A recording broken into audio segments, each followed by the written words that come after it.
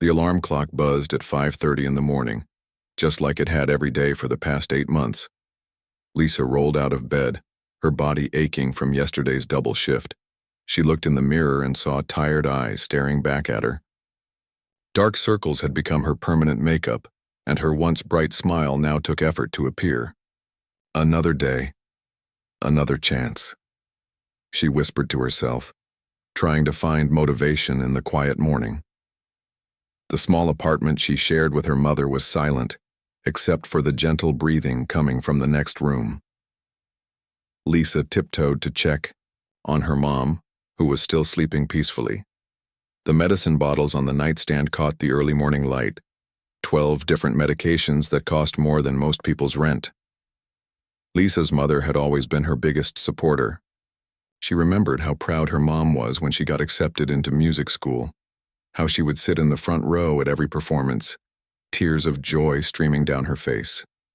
Now, roles were reversed, and Lisa was the one taking care of everything.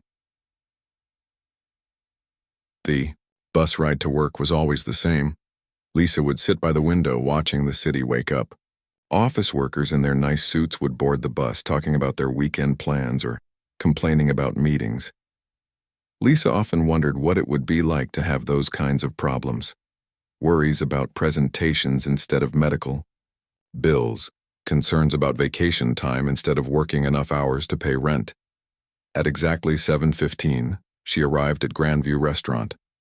The place was fancy, the kind of restaurant where business people made deals over expensive wine and celebrities sometimes stopped by.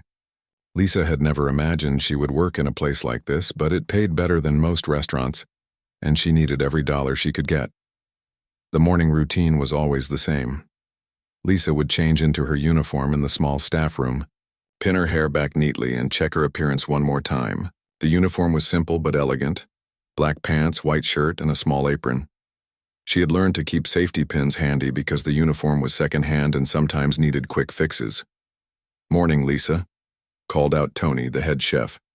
He was a kind man in his 50s who always made sure the staff ate something during their shifts. "You look tired today. Everything okay at home?" "Mom had a rough night, but she's better now," Lisa replied, tying her apron. She appreciated Tony's concern, but she had learned not to share too much about her personal struggles. Work was work, and she needed to keep it professional. The restaurant wouldn't open for another 2 hours, but there was always plenty to do. Tables needed setting, silverware needed polishing, and the daily specials menu needed updating. Lisa moved through these tasks with practiced efficiency. Her hands worked automatically while her mind often wandered to other things. As she polished the wine glasses, she noticed the grand piano in the corner of the dining room. It was beautiful, a shiny black Steinway that probably cost more than she would make in 5 years. The piano was mostly decorative, used occasionally for special events or when they hired a pianist for wedding parties. Lisa found herself looking at the piano more often than she should. Sometimes when she was cleaning nearby tables, her fingers would move slightly, pressing invisible keys. She could almost hear the music in her head, pieces she used to play when life was different, when her biggest worry was hitting the right notes in a difficult passage. "You play?" asked Janet, another waitress who had been working at Grandview for 3 years. Janet was friendly and had taken Lisa under her wing when she first started. "I used to," Lisa said quietly, not wanting to elaborate. "Well, maybe someday. You can play for us during the slow afternoon hours," Janet suggested with a smile. Lisa just nodded and continued her work. She had learned that talking about her musical background only led to questions she wasn't ready to answer. It was easier to let people think she was just another waitress trying to make ends meet. The first customers usually arrived around 11:30. Lisa had developed a system for handling her tables efficiently.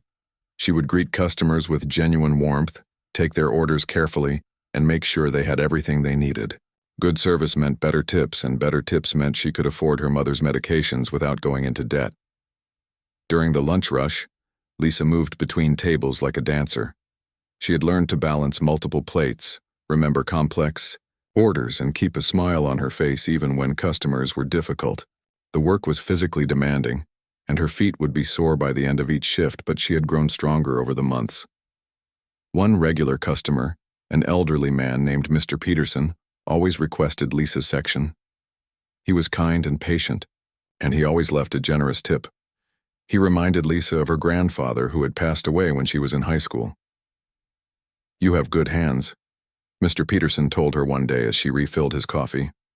"They look like musicians' hands." Lisa paused, for a moment, surprised by his observation. "Thank you," she said simply, not wanting to get into a conversation about her past. The afternoon hours were usually quieter, giving Lisa time to catch her breath and prepare for the dinner rush. She would use this time to fold napkins, refill salt and pepper shakers, and clean the already spotless tables.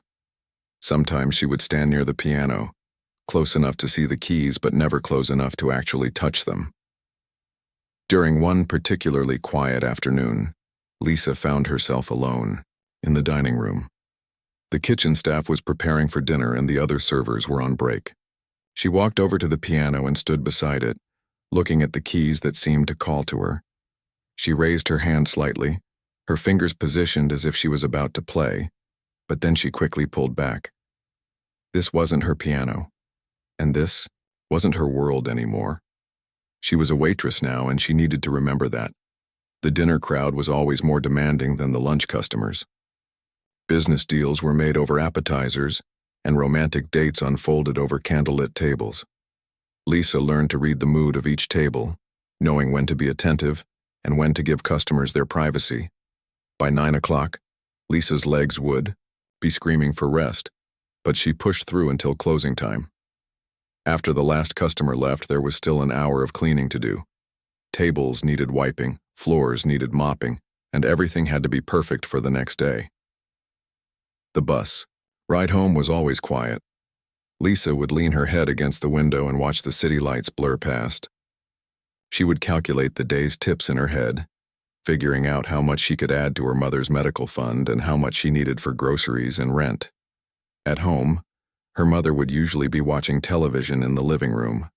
They would talk about their days, her mother sharing stories from her physical therapy sessions and Lisa telling her about interesting customers or funny things that happened at work.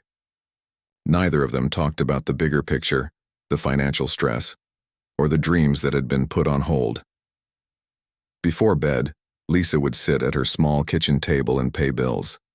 She had learned to stretch every dollar, to find deals at the grocery store, and to make meals that would last for several days. It wasn't the life she had planned, but it was the life she had, and she was determined to make the best of it. As she finally lay down to sleep, Lisa would sometimes press her fingers against the wall beside her bed, imagining she was playing piano.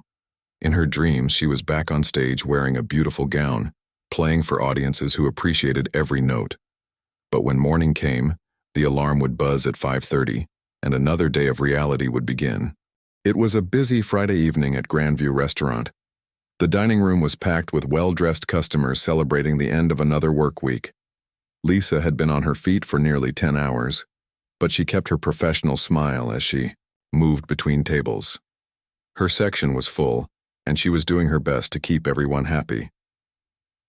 At 7:30, a group of 4 men walked through the front door.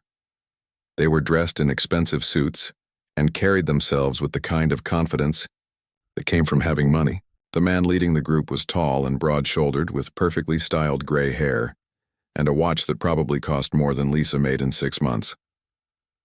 "Good evening, gentlemen," the hostess greeted them. "Do you have a reservation?" "Wellington," the man said without looking at her. "Table for 4. And make sure it's somewhere prominent. I have important business to discuss." The hostess checked her list and nodded.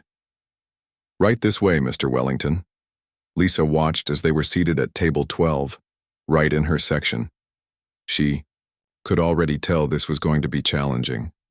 The man who had given his name to the hostess, Mr. Wellington, was already complaining about the lighting and asking for a different table. "This won't do," he said loudly. "We need somewhere with better visibility. How are people supposed to see us back here?" The hostess apologetically moved them to a larger table near the center of the restaurant. close to the grand piano.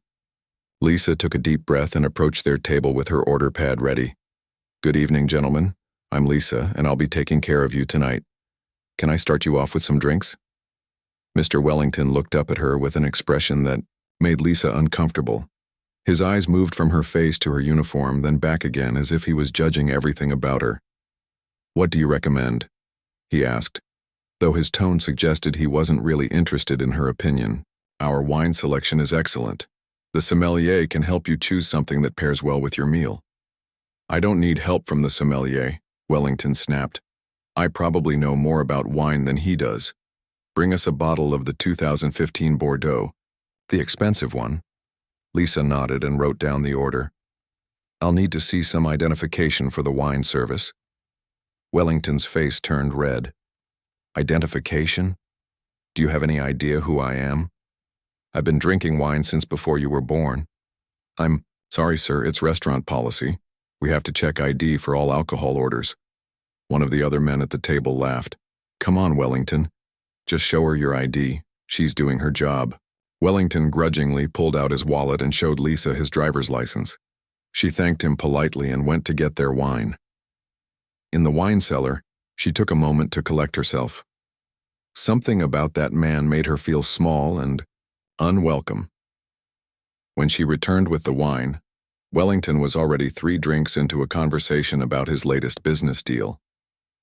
He was speaking loudly, wanting everyone in the restaurant to hear about his success. "So I told him, if you can't handle the pressure, you shouldn't be in business," Wellington was saying. "These small companies think they can compete with me, but they don't understand what real business looks like." Lisa poured the wine carefully, trying to be invisible. But Wellington noticed her tired appearance and the small stain on her apron from earlier in the evening. "Rough day?" he asked, but not in a kind way. "It's been busy, but good," Lisa replied. "Professionally, I bet it has. You look like you've been running around all day. Probably not what you plan to do with your life, right?" Lisa felt her cheeks burn, but she kept her composure. "Can I take your food orders?" Wellington ignored her question and turned to his companions.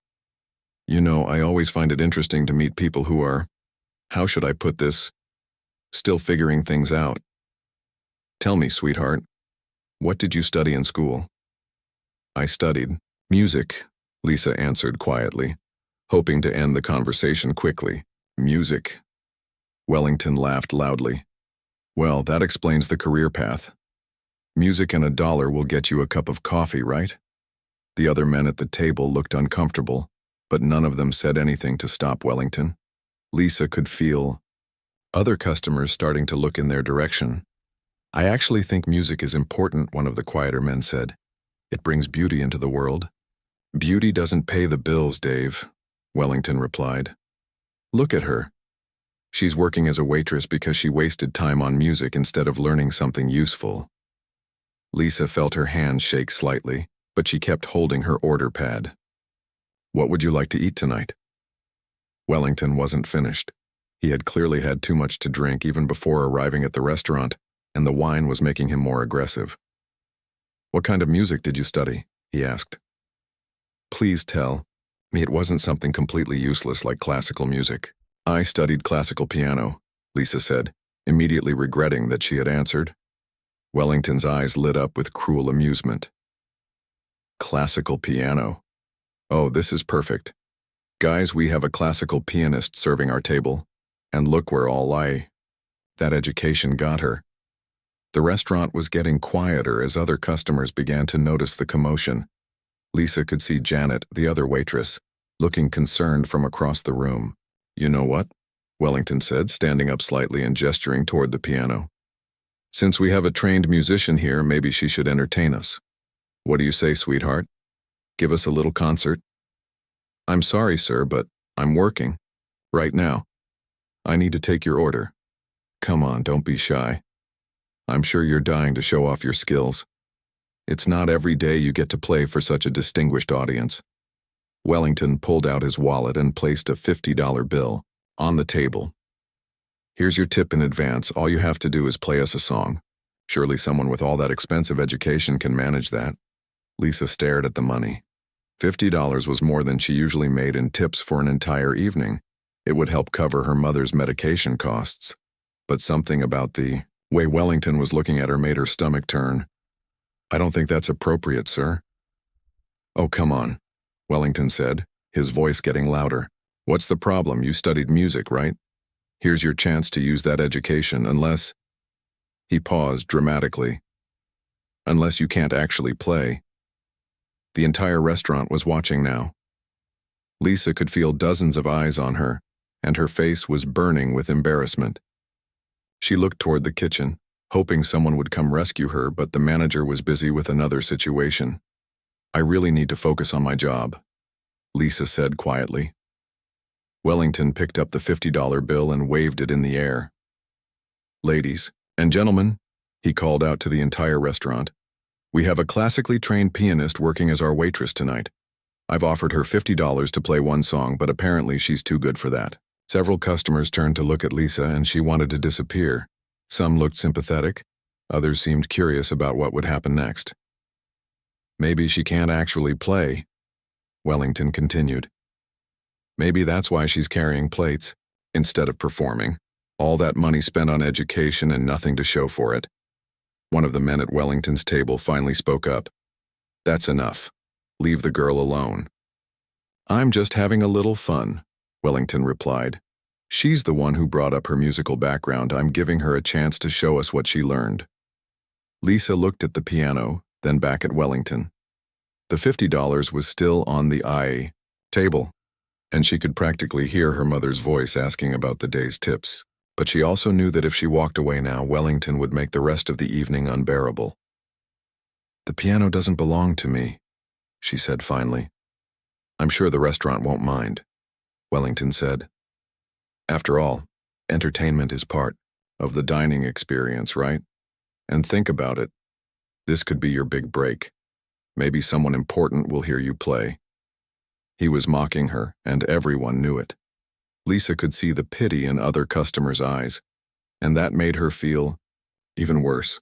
She had worked so hard to maintain her dignity through these difficult months, and now this stranger was trying to strip it away for his own amusement. "What do you say?"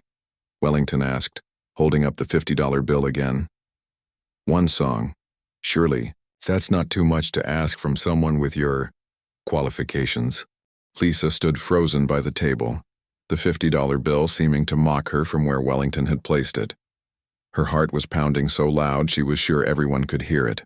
The entire restaurant had gone quiet, with customers pretending to eat while actually watching the drama unfold.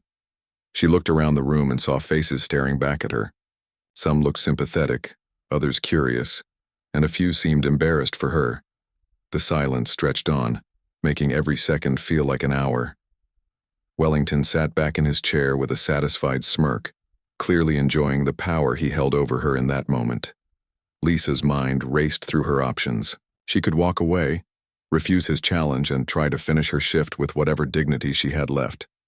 But Wellington would probably make things worse, complaining to the manager or continuing to humiliate her throughout the evening. She could also take the money and try to play something simple, maybe chopsticks or a basic melody just to get through the moment. But then she thought about her mother at home, probably watching her evening shows and taking her medications.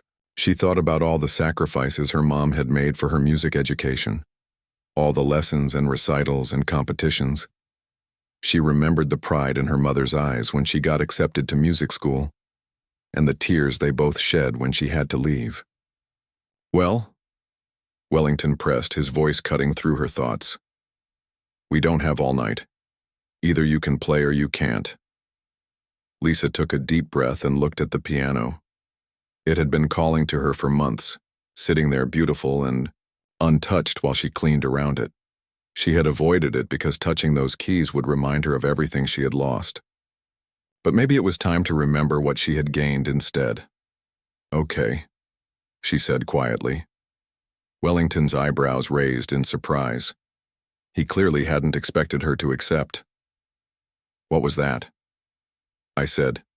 "Okay, I'll play for you." The restaurant buzzed, with whispers as Lisa walked slowly toward the piano.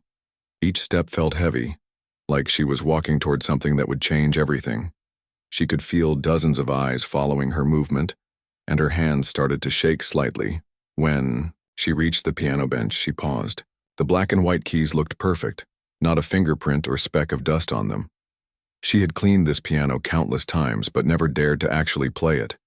Now, under the worst possible circumstances, she was about to touch it for the first time. Lisa sat down on the bench and adjusted its height slightly. The familiar motion brought back a flood of memories from practice rooms and concert halls. She placed her hands on her lap and took another deep breath, trying to center herself the way her piano teacher had taught her years ago. "Come on, we're waiting," Wellington called out impatiently. "Play something impressive. Show us what all that expensive education bought you." Lisa placed her fingers on the keys and felt an electric shock of recognition. The piano was perfectly tuned, probably better than any instrument she had played in school. Her fingers found their positions automatically, muscle memory taking over after months of forced absence. She started with a simple chord, just to test the sound. The note rang out clear and pure, filling the restaurant in a way that made everyone stop talking completely. Even Wellington looked surprised by the quality of the sound. For a moment, Lisa considered playing something easy, something that would satisfy Wellington's cruel request without revealing too much of herself. But as her fingers rested on the keys, she realized she couldn't do that. If she was going to play, if she was going to let these people into her world, she wasn't going to hold back. She began with the opening notes of Chopin's Ballade No. 1 in G minor. It was one of the most technically demanding pieces in the classical repertoire, something that required not just skill but deep emotional understanding. Her piano teacher had always said that this piece could only be played by someone who had experienced real loss and found beauty in sadness. The first few measures were soft and contemplative, like a conversation starting in whispers. Lisa's fingers moved across the keys with a gentleness that seemed to caress each note into existence. The melody was haunting and beautiful, and the restaurant fell completely silent as people realized they were hearing something extraordinary. Wellington's smug expression began to fade as the music continued. This wasn't the amateur performance he'd expected. This was something else entirely, something that belonged on a concert stage rather than in a restaurant dining room. As the piece progressed, Lisa's playing became more confident. Her body swayed slightly with the music, and her face showed a peace that hadn't been there moments before. This was where she belonged, where she had always belonged. The months of carrying plates and cleaning tables fell away, and she was simply a musician sharing her art with the world. The middle section of the piece required incredible technical skill, with rapid runs and complex harmonies that would challenge even advanced players. Lisa's fingers flew across the keys with precision and grace, never missing a note despite the pressure and the watching crowd. Her years of training showed in every gesture, every carefully controlled dynamic change. People began pulling out their phones to record what they were witnessing. They understood even without musical training that this was special. This wasn't just a waitress playing piano. This was an artist revealing her true self. Wellington sat stunned in his chair. His business associates had stopped eating and were staring at Lisa with amazement. One of them, a man named Robert who collected art and supported local musicians, leaned forward with his mouth slightly open. He recognized the piece and knew exactly how difficult it was to perform.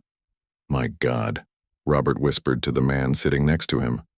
"Do you know what she's playing? That's Chopin's first Ballade. I've heard professional pianists struggle with this piece." The music built to its dramatic climax, with Lisa's hands moving in perfect coordination across the entire keyboard. Her touch was both powerful and delicate, bringing out every voice in the complex composition. The piano seemed to sing under her fingers, producing sounds that filled every corner of the restaurant. Other diners had stopped pretending to eat and were openly watching Lisa perform. Some had tears in their eyes, moved by the raw emotion in her playing. The piece told a story of struggle and triumph, of beauty emerging from pain, and everyone could feel the truth in her interpretation. Wellington looked around the restaurant and saw the faces of his business associates. These were successful, sophisticated men who attended symphony concerts and opera performances. They knew quality when they heard it, and what they were hearing was world-class artistry. As Lisa approached the final section of the piece, her playing became even more expressive. She wasn't just hitting the right notes. She was communicating something deep and personal through the music. Every phrase had meaning, every pause had purpose. This was music as language, and she was fluent in ways that most people never achieve. The piece concluded with a series of soft, reflective chords that seemed to hang in the air long after the sound had faded. Lisa's hands remained on the keys, for a moment, as if she couldn't quite believe what had just happened. The restaurant stayed silent for several seconds, everyone processing what they had just experienced. Then the applause started. It began with Robert, Wellington's associate, who stood up and began clapping enthusiastically. Others quickly joined in, and soon the entire restaurant was on their feet, giving Lisa a standing ovation that would have made any concert hall proud. Lisa sat at the piano bench, overwhelmed by the response. She had forgotten how it felt to share her music with others, to see the impact that art could have on people's hearts and minds. For a few minutes, she had been herself again, not a struggling waitress, but a musician with something important to say. Wellington remained seated while everyone around him stood and applauded. His face had gone pale, and he looked like a man who was just beginning to understand the magnitude of his mistake. The applause continued for what felt like forever. Lisa sat at the piano bench, still trying to process what had just happened. Her hands were shaking slightly, not from nerves now, but from the rush of emotions that came with performing again. She had forgotten how alive music made her feel, how complete she felt when she was sharing her gift with others. Slowly, she stood up from the bench and gave a small bow to the restaurant. The customers were still clapping, and she could see genuine appreciation in their faces. These weren't pity claps or polite acknowledgments. These people had been truly moved by what they heard. Wellington sat frozen in his chair, his face pale and his mouth slightly open. The confident smirk that had been there just minutes ago was completely gone. He looked like a man who had just realized he had made a terrible mistake, but wasn't sure how to fix it. As Lisa walked back toward the dining tables, customers reached out to touch her arm or shake her hand. An elderly woman grabbed her wrist gently and said, "That was the most beautiful thing I've heard in years, dear. Thank you for sharing your gift with us." A young couple at a nearby table stood up as she passed. "That was incredible," the woman said. "Where did you study music?" Lisa smiled softly. "I went to the Manhattan School of Music. I studied classical piano performance." The information spread quickly through the restaurant as people whispered to each other. Manhattan School of Music was one of the most prestigious music schools in the country. Students there were among the most talented young musicians in the world. Robert, one of Wellington's business associates, had been quietly talking to the restaurant manager during the applause. Now he approached Lisa with a look of amazement on his face. "Excuse me," he said politely. "I'm Robert Chen. I sit on the board of the Metropolitan Arts Foundation. What you just played, that was Chopin's Ballade No. 1, wasn't it?" Lisa nodded. "Yes, sir. I've heard that piece performed by some of the world's best pianists. Your interpretation was absolutely stunning. The technical precision, the emotional depth, it was concert-level performance. How long have you been playing professionally?" Lisa looked down at her waitress uniform and then back at Robert. "I'm not playing professionally right now. I work here at the restaurant." Robert looked confused. "But surely you're performing somewhere, teaching someone with your talent."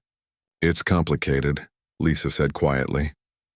The restaurant manager, a kind woman named Patricia, had been watching the entire scene unfold. She approached the group with a concerned expression on her face. "Lisa, I had no idea you were such an accomplished musician," Patricia said. "In all the months you've worked here, you never mentioned your background." "I didn't think it was relevant to the job," Lisa replied. Patricia turned to Wellington, who was still sitting at his table looking stunned. "Sir, I think you owe this young woman an apology. What you did was completely inappropriate." Wellington opened his mouth to speak, but no words came out. He was a man used to being in control, used to being the smartest person in the room. But now he found himself in a situation where he was clearly the villain, and everyone could see it. Robert continued talking to Lisa, his curiosity getting the better of him. I have to ask, if you're trained at this level, why are you working? As a waitress? Not that there's anything wrong with restaurant work, but someone with your abilities. Lisa took a deep breath. She had kept her story private for so long, but something about the evening made her want to share it. Maybe it was the music, or maybe it was the kindness she saw in people's faces. 3 years ago, my mother was diagnosed with early-onset Alzheimer's disease, she began. I was in my final year at Manhattan School of Music getting ready to start my master's degree. I had been accepted to several prestigious programs and had started performing with small orchestras around the city. The people gathered around her listened intently. Even customers at other tables had quieted down to hear her story. When Mom got sick, everything changed. The medical bills started piling up. Insurance covered some things, but not everything. She needed special care, experimental treatments, medications that cost thousands of dollars a month. I tried to keep going, to school while taking care of her, but it became impossible. Robert's expression softened. He was a father himself and could imagine the difficult choice Lisa had faced. So I made the decision to leave school and move back home to take care of her full-time. I found this job because it pays better than most restaurants, and the hours are flexible enough that I can be home when she needs me. Patricia, the manager, had tears in her eyes. Lisa, I had no idea. Why didn't you ever tell us? I didn't want special treatment or pity. I just wanted to do my job well and take care of my family.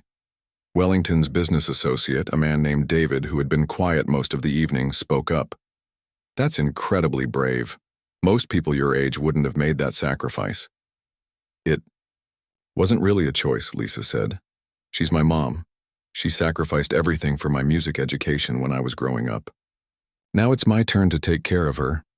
Robert pulled out his business card and handed it to Lisa. I run a foundation that helps support artists who are going through difficult times. We provide grants and scholarships for people exactly like you. Would you be interested in hearing about our programs? Lisa looked at the card, surprised. I don't know what to say. Don't say anything right now, just think about it. Someone with your talent shouldn't have to choose between art and family. There might be ways to help you do both. Wellington finally found his voice. He stood up slowly, his face red with shame. I owe you an apology, he said quietly. What I did tonight was inexcusable. I made assumptions about you that were completely wrong, and I tried to humiliate you for my own entertainment. Lisa looked at him calmly. Thank you for saying that. I mean it, Wellington continued.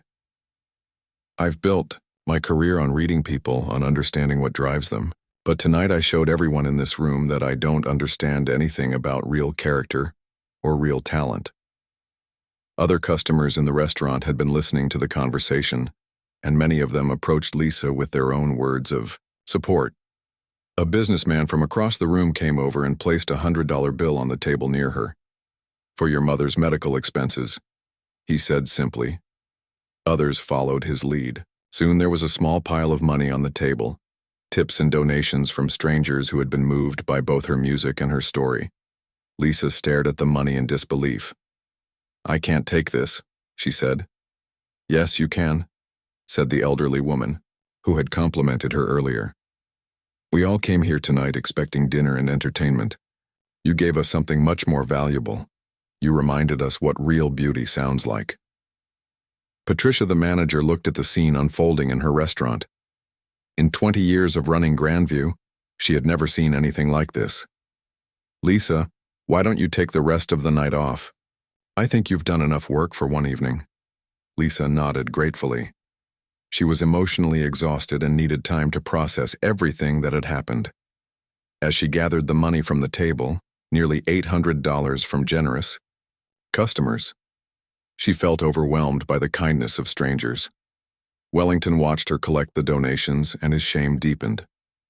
He realized that his $50 challenge had been insulting not just because of the amount, but because he had tried to buy her dignity. These people were giving freely because they respected her talent and her character. There's something else, Robert said as Lisa prepared to leave. "I'd like to arrange for you to perform at our foundation's next fundraising event. It's a formal concert and we pay our performers very well. Would you be interested?" Lisa's eyes filled with tears. For the first time in 3 years, someone was offering her a chance to be a musician again, not just someone who used to play piano. 3 weeks had passed since that unforgettable evening at Grandview Restaurant. Lisa sat in her mother's small living room, holding the phone with trembling hands. On the other end was Robert from the Metropolitan Arts Foundation, and the conversation was about to change her life forever. "Lisa, I have some wonderful news," Robert said warmly. "The board has approved your application for our artist support grant. We're going to provide funding for your mother's medical care for the next 2 years, plus a monthly stipend so you can focus on your music again." Lisa felt tears streaming down her face.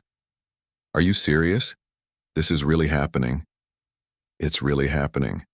Your performance that night convinced everyone that you're exactly the kind of artist we exist to support. Talent like yours shouldn't be hidden away because of life circumstances." After hanging up the phone, Lisa sat quietly for a moment trying to process the news. Her mother, who had been listening from her favorite armchair, reached over and squeezed her daughter's hand. "I'm so proud of you, sweetheart," her mother said softly. "I always knew this day would come. Music was never going to let you go forever." "Mom, this means I can take care of you properly and still play piano. I don't have to choose anymore." Her mother's eyes, though sometimes confused due to her condition, were crystal clear in that moment. "You never had to choose, Lisa. Love always finds a way to make room for dreams." The next evening, Lisa returned to Grandview Restaurant for what she knew would be one of her last shifts as a waitress. Patricia had been incredibly understanding about the career transition, agreeing to let Lisa work part-time for another month while she prepared for her return to the music world as OI. She walked through the dining room. Customers who had been there that fateful night smiled and waved at her. Word had spread throughout the regular clientele about the waitress who could play piano like a concert artist. The restaurant had even started featuring live piano music on weekend evenings, though no one could match what Lisa had done that night. "Lisa," called out Mr. Peterson, the elderly gentleman who always requested her section, "I heard about your good news. I'm so happy for you." "Thank you, Mr. Peterson. Your kindness over these months has meant more than you know." "Nonsense," he replied with a warm smile. "You earned every bit of good fortune coming your way." As Lisa was setting up tables for the evening service, she noticed a familiar figure walking through the front door. It was Wellington, but he looked different somehow. Gone was the arrogant swagger and the expensive suit. Instead, he wore simple clothes and carried himself with what looked like genuine humility. He approached her cautiously, as if unsure whether she would want to speak with him. "Lisa, I hope you don't mind me coming by. I wanted to talk to you if you have a few minutes." Lisa paused in her work. "Of course. What can I do for you?" Wellington looked around the restaurant, then back at her. "I've been doing a lot of thinking since that night, about the kind of person I've become, about how I treat people. What I did to you was unforgivable, and I've been trying to figure out how to make it right. You apologized that night. That was enough." "No, it wasn't enough. Words are easy. Actions matter more." Wellington pulled out an envelope from his jacket pocket. "I've made a donation to the Metropolitan Arts Foundation in your name. It's enough to fund scholarships for 10 students who are in situations similar to yours. Talented musicians who had to put their dreams on hold for family reasons." Lisa stared at the envelope, speechless. "I also wanted you to know that what happened that night changed me. I've been volunteering at a local community center, teaching business skills to young people who are trying to improve their lives. It's taught me more about real success than 30 years of making money ever did." "Wellington, you didn't have to do any of this." "Yes, I did. You showed me something that night that I had forgotten. That real strength comes from sacrifice, real talent comes from dedication, and real character comes from how you treat people when you think no one important is watching." He paused, looking genuinely emotional. "I spent so many years thinking that having money made me better than other people. But you Working as a waitress to take care of your mother while holding on to your dreams, you have more dignity and strength than I ever had. Lisa felt moved by his sincerity. We all make mistakes. What matters is what we do after we realize we've made them. I hope I can keep learning from mine. Wellington shook her hand formally. I wish you all the success in the world, Lisa. The music world is lucky to have you back. After Wellington left, Lisa stood in the dining room holding the envelope. Patricia, who had witnessed the entire conversation, came over with a knowing smile. People can surprise you sometimes, Patricia said. That man has been coming here for 2 years, and I've never seen him treat anyone with such respect. I think we all learned something that night, Lisa replied. The following weekend was Lisa's final shift at Grandview. The restaurant had organized a small farewell gathering, and many of the regular customers came specifically to wish her well. The dining room was filled with people who had gotten to know her over the months, not as the accomplished pianist she was, but as the kind, hard-working waitress who always remembered their orders and asked about their families. As the evening wound down, someone called out, "Lisa, would you play for us one more time?" The request was echoed by others throughout the restaurant. "Please, just one song." Lisa looked at Patricia, who nodded with a smile. "I think that would be a perfect way to end your time here." Lisa walked to the piano, the same instrument that had revealed her true self just a month ago. But this time, there was no challenge, no humiliation, no desperate need to prove herself. This time she was simply sharing her gift with people who had become like family. She chose Debussy's Clair de Lune, a piece that was both beautiful and accessible, something that would touch hearts without overwhelming anyone. As the gentle melody filled the restaurant, customers put down their forks and stopped their conversations to listen. The music seemed to float through the air like moonlight, soft and silvery, and full of peace. Lisa played with the confidence that came from knowing she would soon be performing regularly again, but also with the gratitude that came from understanding how precious these moments were. When she finished, the applause was warm and heartfelt. These people weren't just clapping for a performance, they were celebrating the journey of someone they cared about, someone who had shown them that dreams deferred are not dreams denied. As Lisa stood up from the piano bench for the last time, as a Grandview employee, she felt a deep sense of completion. This chapter of her life was ending, but it had taught her things she never could have learned in a concert hall or music school. She had learned that dignity isn't determined by your job title, that strength comes from taking care of the people you love, and that sometimes the most important performances happen in the most unexpected places. 2 months later, Lisa stood backstage at Lincoln Center, preparing for her debut performance with the Metropolitan Arts Foundation's orchestra. Her mother sat in the front row, her face glowing with pride. In the audience were Robert and his family, Patricia from the restaurant, Mr. Peterson, and even Wellington, who had quietly purchased tickets when he heard about the concert. As Lisa walked onto the stage in her elegant black gown, she thought about the journey that had brought her to this moment, the sacrifices, the struggles, the night when a cruel challenge had transformed into an opportunity for redemption. All of it had led her here. She sat at the grand piano and placed her hands on the keys. The concert hall fell silent, and Lisa began to play, sharing her gift with the world once again, knowing that every note carried the wisdom she had gained from serving others and the love she had discovered in the most unexpected places.